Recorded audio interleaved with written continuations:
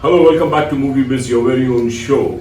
And thank you so much for all your patronage, your subscription. You have loved this show, and I'm extremely grateful to you for that. Okay, let me introduce you to Narendra Gupta, a film critic. He has been very popular in the film trade, and today we're going to talk about Bollywood. जैसे कि आपको पता है कि बॉलीवुड में पिछले तकरीबन 2 साल से सब कुछ बंद है, लॉकडाउन चल रहा है, सिनेमा घर बंद है और हाल बहुत बुरा है इंडस्ट्री का. The film industry is going through a very very very bad time.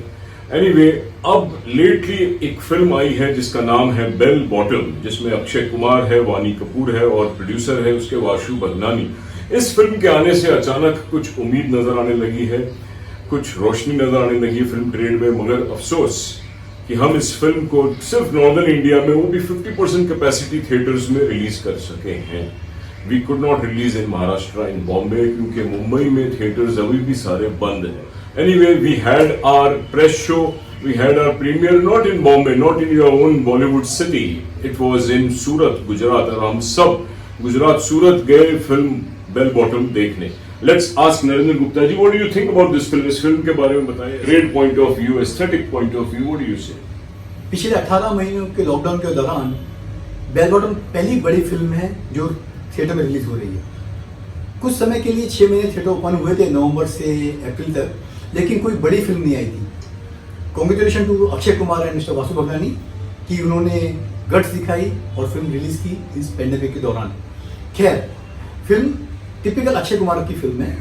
एक 1984 का ड्रामा है जो एक ट्रू स्टोरी पे बेस है, जो हाईजैक किया गया था प्लेन.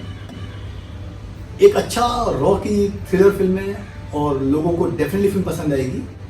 फर्स्ट हाफ में थोड़ी वीकनेस है स्क्रीन प्ले में, लेकिन second half is really amazing.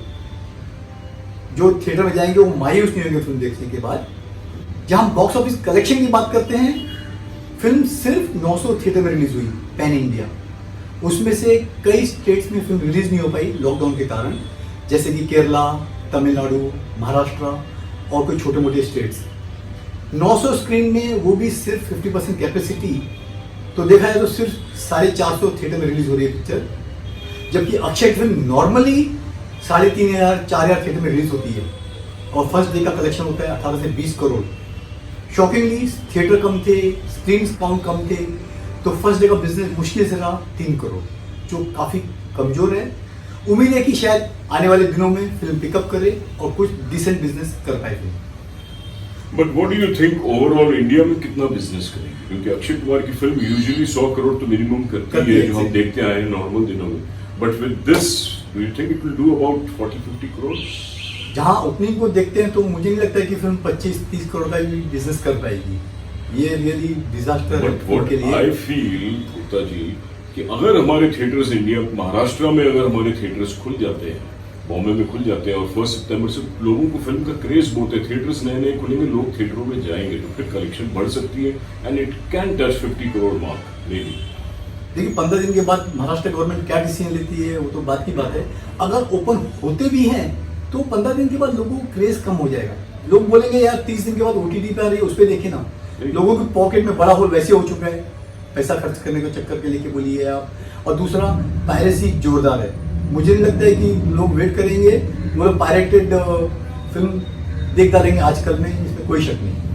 हाँ, जनरल सेंस में तो बात सही है आपकी. अगर ये नॉर्मल दिन होते और अगर पिक्चर इतना डिले होके आती तो नेचुरली थिएटर्स का क्रेज नहीं होता. बट क्योंकि थिएटर्स पहली बार खुल रहे हैं, तो maybe for the novelty, for the fun of the theatres, could be कि लोग बेल बॉटम, फिल्म भी अच्छी है, रिपोर्ट अच्छी है, people might go and you might see good collection. That is what I feel.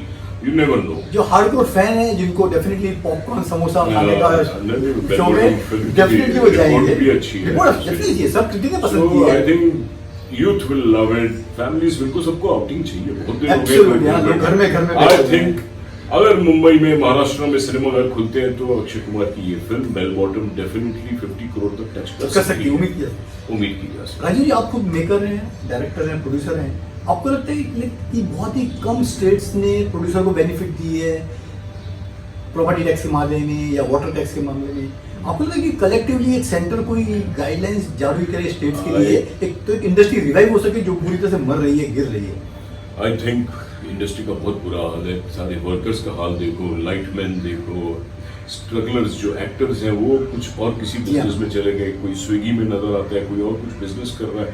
Film industry का हाल बहुत बुरा है, पता नहीं क्यों लोगों को नजर नहीं आ रही। Centre should come up, prime minister should notice this and all the states should come forward and exempt GST. Centre से जीएसटी माफ हो जाना चाहिए for at least 1 year. Hindi film industry is bleeding, it's literally bleeding, everybody is going through a tough time. अगर आज government हमारे साथ नहीं खड़ी होती है और पीएम सीएम सारे हमारे साथ नहीं खड़े होते तो फिल्म इंडस्ट्री का बहुत बुरा हाल होगा। बॉलीवुड इज सफरिंग, थिएटर्स को भी रिलीफ मिलने चाहिए। You have to give freebies, you have to give grants today, grant देने चाहिए ताकि बॉलीवुड का फिर से रिवाइवल हो, कंसोलिडेट हो। उसके बाद भले आप डबल टैक्स लगाओ जब फॉर्म में आ जाए, तो that's what is needed today. I am appealing, I am requesting all the governments and the CM and PM and everybody and all related to the ministry, to the authorities to help the industry immediately. लगता नहीं कि जो बॉलीवुड के बहुत सारी जो producer body है, federations हैं, वो एक जॉइंट रिप्रेजेंटेशन लेके जाके गवर्नमेंट से अपील करें कि इस बारे में कुछ किया जाए। क्योंकि महाराष्ट्र गवर्नमेंट पूरी तरह से इस बारे में साइलेंट बैठी है, कोई रिलीफ नहीं किया आज तक उन्होंने। यस, महाराष्ट्र गवर्नमेंट से उम्मीद तो है कि वो अब एटलीस्ट सिनेमा घर खोलें और फिल्म शूटिंग्स में और हेल्प करें, फिल्म इंडस्ट्री को हेल्प करें, but that is a process that will happen. But the industry representation should be there should be a lobby from our film industry. हमारी इम्पा, जैसे टीपी अग्रवाल जी से मैंने कहा था कि we should do something. TP Agarwal ji कोशिश कर रहे हैं, अभी तो सारी इंडस्ट्री टीपी अग्रवाल जी के अंडर आ गई, सारे एसोसिएशन, सब यूनियन बाजी खत्म हो गई है, वो सब चीजें अच्छी हो रही है। But we need immediate representation, immediate SOS call to the PM, to all the CMs that film industry needs help right away. That's what I think. So that's it. Bollywood की एक उम्मीद, एक नई किरण नजर आई है बेल बॉटम फिल्म के साथ। हम उम्मीद करते हैं कि अब आने वाली फिल्में भी रिलीज हो जाएं। सूर्यवंशी लाइन में है, 83 वर्ल्ड कप है और भी काफी फिल्में चेहरे आ रही है, 27 चेहरे आ रही है। तो let's support the industry, let's go into theatres and watch films. Appeal करें गवर्नमेंट से कि थिएटर्स खुले। थिएटर्स में जो बिजनेस होता है वो ओटीटी या सैटेलाइट या टीवी से नहीं होता है, थिएटर बिजनेस, और थिएटर में ही स्टारडम मिलता है, थिएटर से ही फिल्म इंडस्ट्री का नाम हुआ है, होता रहेगा। So let's pray for the film industry and with this hope, with this spirit, let's wind up here. Keep watching movie biz. Thank you.